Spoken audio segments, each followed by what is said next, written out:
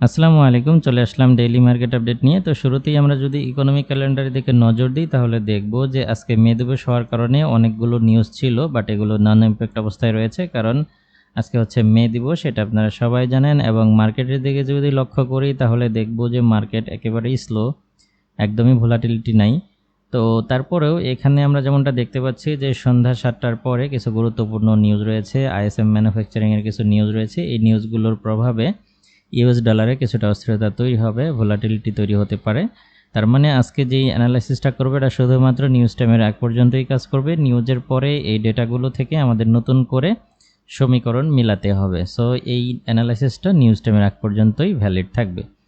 তারপর যদি আমরা DXY চার্টে চলে যাই তাহলে আমরা দেখব যে DXY চার্টে আপনারা হয়তো লক্ষ্য করে থাকবেন যে গত লাস্ট উইকে আমরা S4 চার্ট নিয়ে যখন অ্যানালাইসিস করেছিলাম তখন আমরা এখানে দেখেছি যে DXY চার্টটা একটা চ্যানেলের ভেতর দিয়ে মুভমেন্ট করতেছে।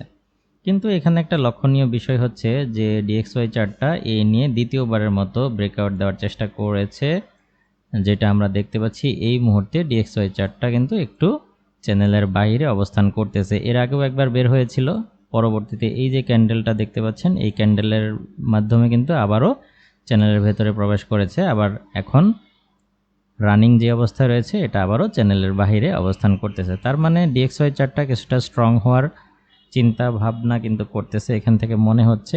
এটার আরেকটা কারণ রয়েছে, কারণ চলতি সপ্তাহে ফেডারেল রিজার্ভের বৈঠক রয়েছে যেখানে আমরা ফেড ইন্টারেস্ট রেট ডিসিশন পেতে পারি। তো বিনিয়োগকারীরা মূলত ওই দিকেই ফোকাস করতেছে, যে কারণে DXY চার্টটা আবারও বুলিশ মুভমেন্ট দেওয়ার একটা সম্ভাবনা রয়েছে, কারণ ফেড আবারও 25 বেসিস পয়েন্ট ইন্টারেস্ট রেট বাড়াবে বলেই ধারণা করা হচ্ছে। তো এই হচ্ছে ব্যাপার। তো যেহেতু DXY চার্ট লং টাইম ফ্রেমে আমরা দেখতে পাচ্ছি যে চ্যানেলের বাহিরে অবস্থান করতেছে কিংবা বুলিশ মুভমেন্ট দেওয়ার চেষ্টা করতেছে, এটাকে যদি আমরা H1 টাইম ফ্রেমে কনভার্ট করি তাহলেও কিন্তু সিমিলার একটি প্যাটার্নই আমরা লক্ষ্য করব। দেখতে পাচ্ছেন যে এই সাপোর্টে হিট করে 101.470 এই লেভেলটাতে হিট করে আবারও DXY চার্ট কিছুটা বুলিশ মুভমেন্ট দেওয়ার চেষ্টা করতেছে। তো সেই হিসেবে আমাদের মনে হয় EURUSD এবং গোল্ড চার্টে সেল পজিশন খোঁজাটাই যৌক্তিক হতে পারে। এবং আমরা যদি EURUSD এবং গোল্ড চার্টের দিকে লক্ষ্য করি তাহলে দেখবেন যে EURUSD এবং গোল্ড চার্টটাও কিন্তু একটা চ্যানেলের ভেতরে ছিল। আমি যদি এটাকে S4 এ কনভার্ট করি তাহলে বুঝতে সুবিধা হবে। তো দেখুন একটা ক্লিয়ার একটা চ্যানেলের ভেতরে কিন্তু বুলিশ মুভমেন্ট দিচ্ছিল EURUSD এবং গোল্ড কিছুটা ডাউন হলেও EURUSDটা একটা বুলিশ মুভমেন্টের ভেতরে ছিল। কিন্তু এখানে লক্ষ্য করতেছি যে এটাও কিন্তু চ্যানেলের বাহিরে চলে আসছে এবং এটাও দ্বিতীয়বারের মতো আসছে। এর আগে একবার আসছিল, আবারও ভেতরে প্রবেশ করে আবারও চ্যানেলের বাহিরে অবস্থান করতেছে। সো EURUSD চার্টটা কিছুটা ডাউন হলে এটা অবাক হওয়ার মতো কিছু থাকবে না। সো সেই হিসাবে আজকের দিনে আমরা এখানে সেল পজিশন খুঁজতেই পারি। আমি যদি আপনাদেরকে H1 টাইম ফ্রেমে সেট আপটা দেখাই তাহলে হয়তো বা আপনাদেরকে আরও সহজে বোঝাতে পারবো। তো এখান থেকে আমার কাছে মনে হচ্ছে যে যেহেতু চ্যানেলের বাহিরে চলে আসছে এটা, সো এইটা আবারও যদি রিটেস্টের সাথে নামতে থাকে তাহলে আমাদের জন্য সেল থেকে প্রফিট করার একটা সুযোগ তৈরি হবে। সো আজকের দিনে আমরা এটাকে এই চার্টে সেল খুঁজতে পারি।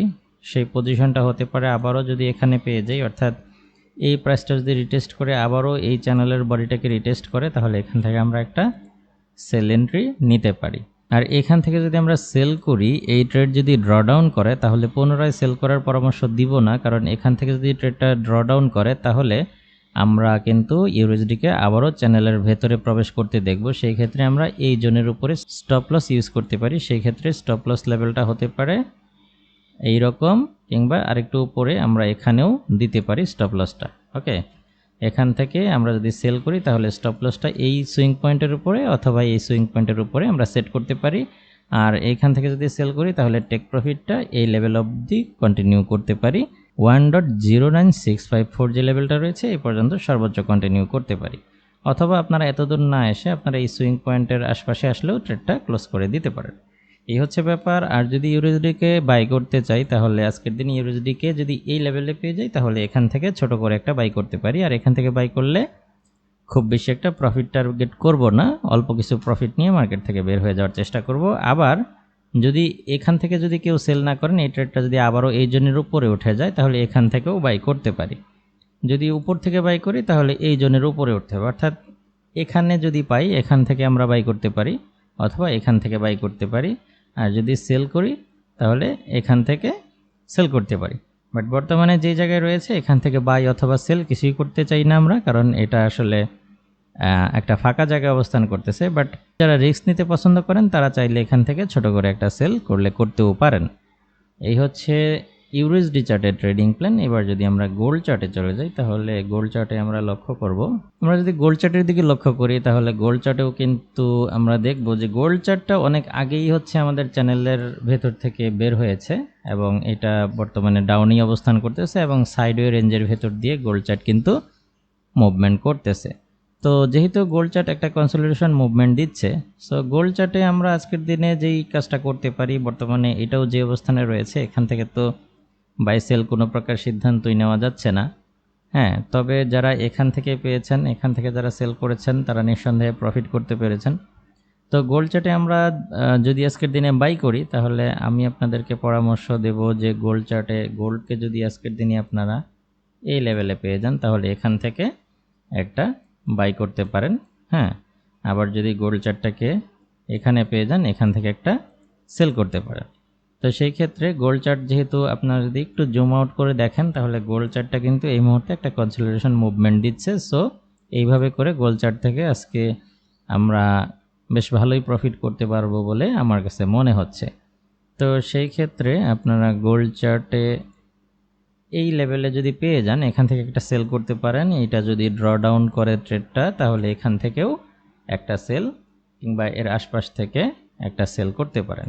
হ্যাঁ, যদি এই ট্রেডটা ড্র ডাউন করে তাহলে এই সুইং পয়েন্টের দিকে আসলে, এই প্রাইজের আশপাশে আসলে এখান থেকে আরও একটা সেল করতে পারেন। আর যদি বাই করতে চান তাহলে অবশ্যই গোল্ড চার্টকে এই প্রাইস পর্যন্ত আসতে দিতে হবে।